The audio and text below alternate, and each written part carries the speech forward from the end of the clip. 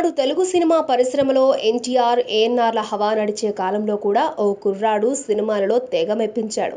నాటి అమ్మాయిల కలల రాకుమారుడయ్యాడు. ఆయన్ను నాడు డ్రీమ్ బాయ్గా పిలిచారు. ఎంతో అందగాళ్లైన ఎన్టీఆర్, ఏఎన్నార్ని కాకుండా ఆయన్ను డ్రీమ్ బాయ్ అనడంతో అందరూ ఆసక్తి ఆయనపై కేంద్రీకరించారు. ఆయన పేరే హరనాథ్. ఆయన అసలు పేరు వెంకట అప్పల హరనాథరాజు బుద్ధరాజు. తూర్పుగోదావరి జిల్లాలో పిఠాపురం పక్కన ఉండే గొల్లప్రోలు ఆయన స్వస్థలం. ఆయన చదువు మద్రాసులోను, కాకినాడలోనూ జరిగింది. ఆయనకు విద్యార్థి దశ నుంచే నాటకాలన్నా, క్రీడలన్నా బహు ఇష్టం. క్రికెట్, ఫుట్బాల్, బ్యాడ్మింటన్, హాకీ అన్నింట్లో ఆయనదే. కాలేజీ, స్కూళ్లలో ఫస్ట్ ప్రైజ్. కాగా ఆయన ఒకనాడు మద్రాసులోని టీనగర్ వద్ద గల వాణిమహల్ బస్టాప్లో స్నేహితుడితో మాట్లాడుతుండగా ఆయన వర్చస్సును చూసి దర్శక నిర్మాత, నటుడైన ముక్కామల కృష్ణమూర్తి ఆయన అందానికి ముగ్ధుడయ్యాడు.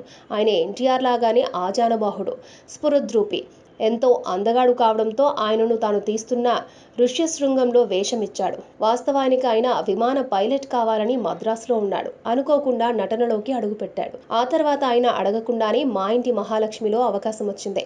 రుణానుబంధం, కలిసి ఉంటే కలుదు సుఖం, ఇలా ఈయన 1960లలో రొమాంటిక్ హీరోగా పాపులర్ అయ్యాడు. ఇక ఆయన కెరియర్ను మార్చిన చిత్రం సీతారామ కళ్యాణం. దీనిని స్వయంగా ఎన్టీఆర్ నిర్మించడమే కాదు, హరనాథ్కి రాముని వేషం ఇచ్చి ఎన్టీఆర్ దానిలో రాముని పాత్ర పోషించారు.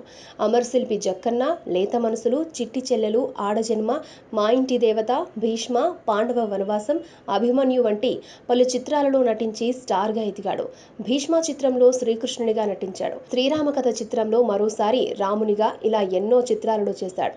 నాడు రాముడు, కృష్ణుడంటే అవి ఎన్టీఆర్కే సాధ్యమని భావించారు. కానీ హరనాథ్ ఆ పాత్రలో అదరగొట్టాడు. ఇక ఆయన జముడితో కలిసి పలు చిత్రాలలో నటించాడు. వారిది హిట్ పేర్. ఆయన సరసన నటించడానికి జయలలిత, కేఆర్ విజయ, కృష్ణకుమారి వంటి వారు ఎందరో ఆయనతో నటించాలని ఉబలాటపడ్డారు. సామాన్యంగా నటీనటులుగా మారడానికి ఎందరో ఎన్నో కష్టాలు అనుభవిస్తారు.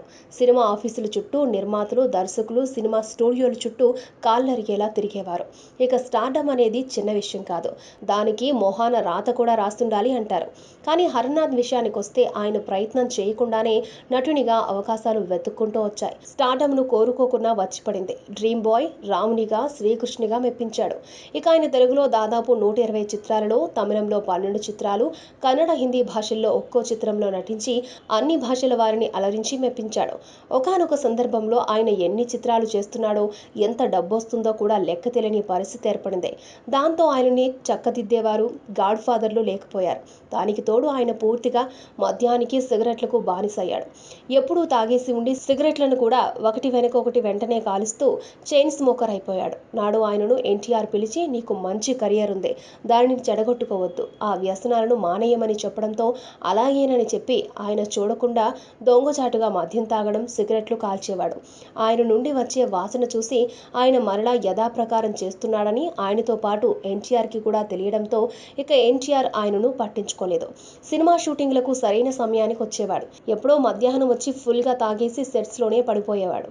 ఇక ఆయన ఆరోగ్యం కూడా తీవ్రంగా దెబ్బతింది. మరలా ఆయన కుటుంబ సభ్యులు ఎన్టీఆర్ వద్దకు వచ్చి విషయం చెప్పి బోరును ఏడ్చి మీరు చెబితే తప్ప వినడని వేడుకున్నారు. దాంతో నెక్స్ట్ రోజు ఎన్టీఆర్ ఆయన్ను తన ఇంటికి పిలిపించి మందలించారు.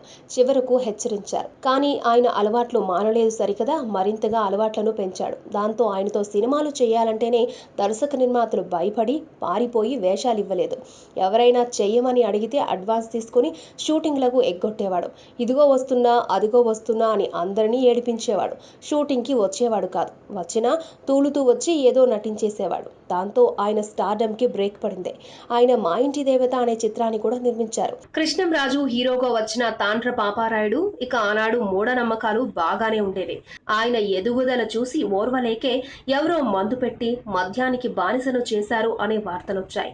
అయితే మందు పెట్టడం అనేది మూఢనమ్మకం, అది నిజం కాదు. కానీ ఆయనను కొందరు నాటి ప్రముఖ హీరోలే ఆయనకు మద్యం, సిగరెట్లను ఉద్దేశపూర్వకంగానే అలవాటు చేసి ఆయనను దానికి బానిసలను చేశారని, ఆయన ఎదుగుదలను ఓర్వలేకే తమకు రావాల్సిన అవకాశాలు ఆయనకు వస్తుండడం, డ్రీమ్ బాయ్ ఇమేజ్, స్టార్డమ్తో పాటు దేవుళ్ల పాత్రల్లో కూడా అద్భుతంగా నటిస్తుండడంతో వారి కుట్రలోనే హరనాథ్ బానిసయ్యాడని అంటారు.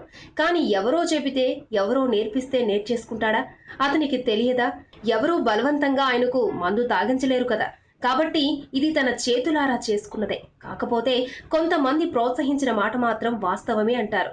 ఆయన చివరిగా చిరంజీవి నటించిన నాగులో చిరుకి తండ్రిగా నటించాడు. ఆయనకు 2 పిల్లలు కూడా.